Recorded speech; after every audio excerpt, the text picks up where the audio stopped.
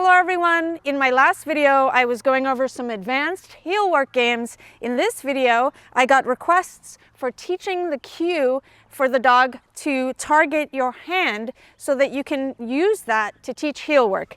So my boy Bliss here, he's actually my service dog and he knows to walk at my side, but on a loose leash next to me, not doing a trick heel or an obedience heel as such. And a long time ago, I did work on this behavior of him touching my hand. I call it push, which means not just a touch, where you might have already trained your dog. The touch cue, which means to touch and back up, which is useful for lots of tricks and behaviors. But there's also the cue to put your nose to a hand and keep it there, or your nose to something else. Say, for example, you want your dog to push a door closed. That's why actually I just started thinking about training him the cue to push. So you can either use a door with a post-it note and first get the dog to target his nose to the door and the post-it note, and then teach the dog to do a duration push until the door closes. So that's one way you can train it. Another way is if you've already trained your dog a chin rest, which is a duration behavior, and I'll link in the description below a video on training a chin rest, but you're basically just luring your dog's head into your hand like that, good, and then marking for duration, keeping their chin in your hand like that, good.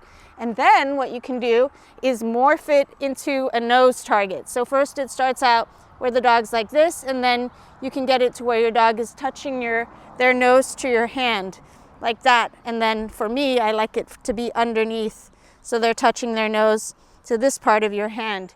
But he doesn't know that yet, as you could see. So one way of getting him to push his nose into my hand, just his nose and not his chin, I can give him the cue chin, and then I can also back up. Good. So he's holding his chin, good, in my hand like that.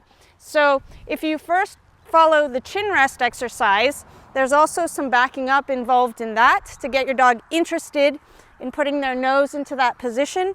And this is a great motivating game to get your dog to want to maintain a position and find it fun. So I'm going to hold my hand out and say chin, good.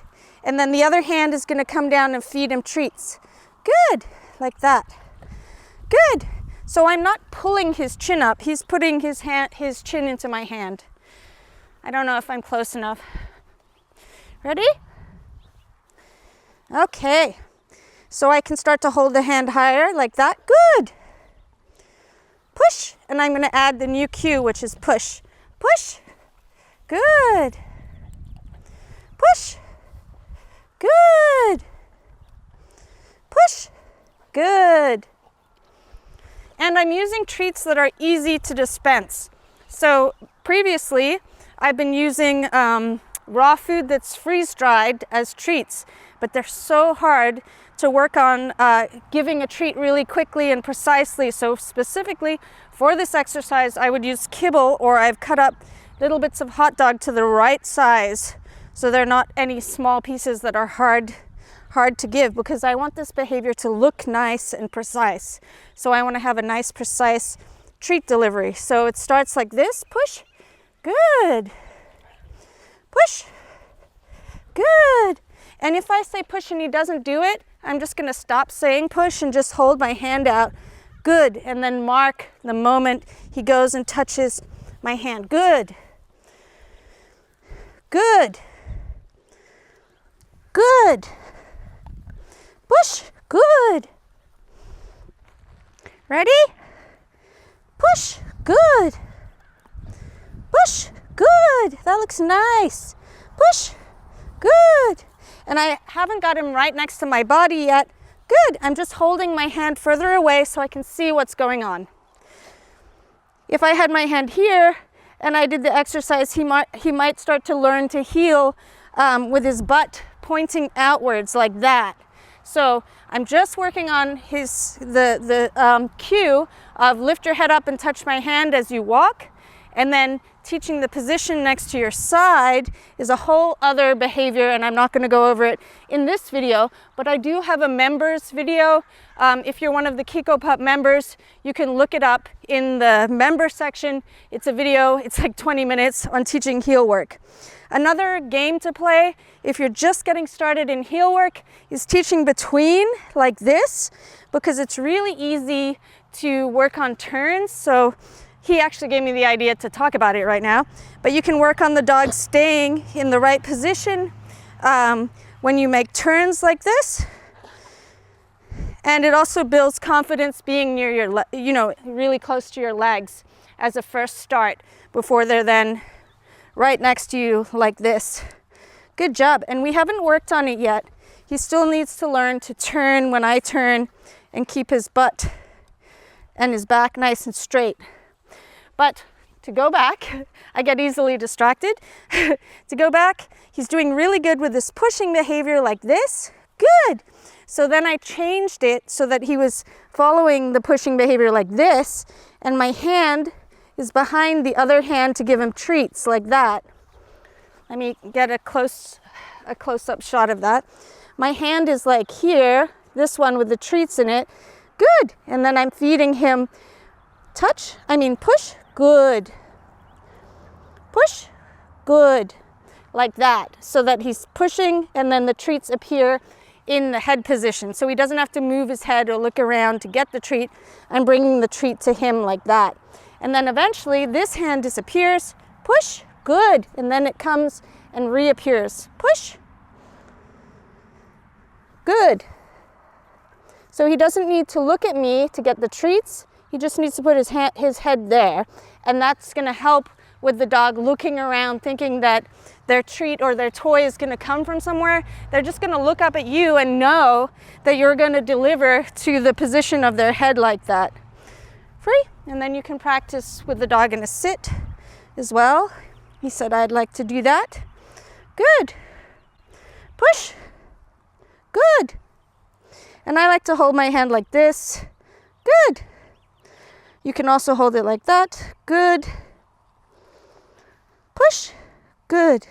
And it was Bridget Van Gessel that really implemented or cemented is the word I'm looking for, the idea that you really have to keep the dog's head in the position like that when you mark.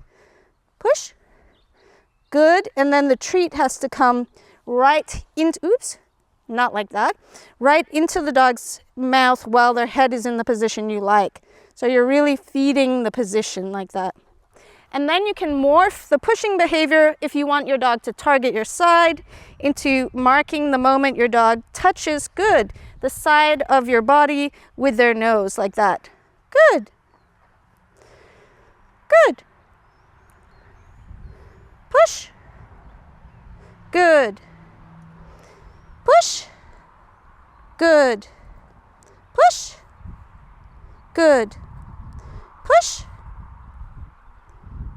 Good.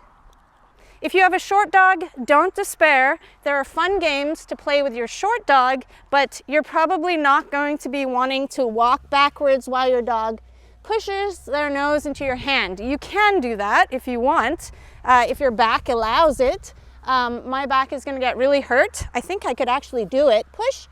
And get away with it, but my back's going to hurt. Or maybe you just can't do that and you might trip. So one way of getting your dog to play a similar game and learn the position is simply marking the dog for looking up at you while in that position. And if your dog starts to go out, like swing their butt out to the side, you can use a chair or a wall as a barrier, but you're just going to mark the dog's head for looking straight up like that while you're standing still, like this. Am I in the shot? Good. Or moving.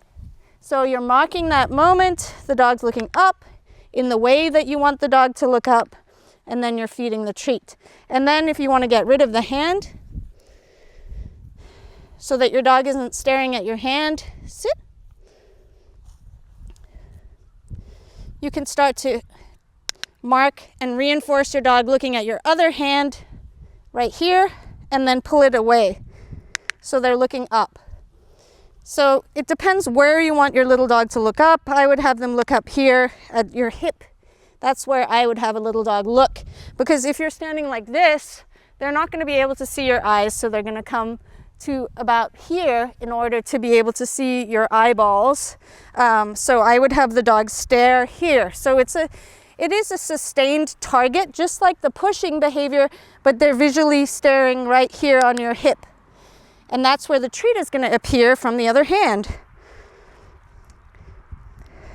So you don't have to use a clicker. I like to use a clicker when it's not near the dog's head. So when I was doing the pushing behavior, it was too close to the dog's head. Good. So here, did you see that he kind of backed away because he didn't know what I was doing? This is a great confidence building exercise too, because he thinks I'm like reaching to go pick him up. Good. Good. Let's go. Good. And I'm just gonna, good, add in a couple steps. Good. So if your dog lags, you can have the treat right there near their face. Good. And again, good. That's gonna hurt your back. So I suggest using a target stick that you can put a treat in, and then you can use that to get your dog to follow a lure at your side, or get it, you can teach your dog to follow the lure around you and practice the behavior of following, looking up, good, with duration. The idea to put treats in a target stick comes from the trainer Mary Ray, the amazing Mary Ray. And I have a video on how to train your dog to follow a target stick, and you need to first train it as a behavior before you then use it for training a behavior like this. Epic, tight, touch, good girl, twirl, good, tight, twirl, good. If your dog is more advanced and already knows the pushing behavior, you can proof it with distractions such as toys, moving toys around, throwing toys, or dropping treats. Ready? Push. Good. Good. Leave it. Push. Leave it. Leave it. Push. Leave it. Get it. Good girl. Good job. Good. I hope you guys enjoyed that tutorial. Thanks so much for watching. If you have any questions, don't forget to leave them as a comment, and also show us some love. If you like this video and you want more videos like this, leave a comment and tell us why. See you later.